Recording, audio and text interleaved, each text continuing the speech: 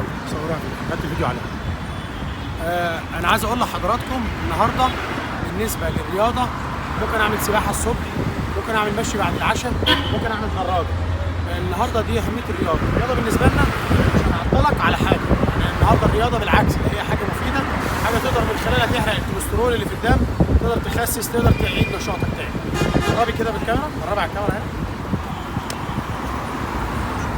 فاذا النهارده بقول لحضراتكم انت ممكن بالرياضه، يعني النهارده مع الميه مع الموقع تحليه وتخليه قدامك، تقدر من خلاله تمارس الرياضه بشكل فيه زي ما بيقولوا حب للجو او استغلال للظروف الجويه الجميله.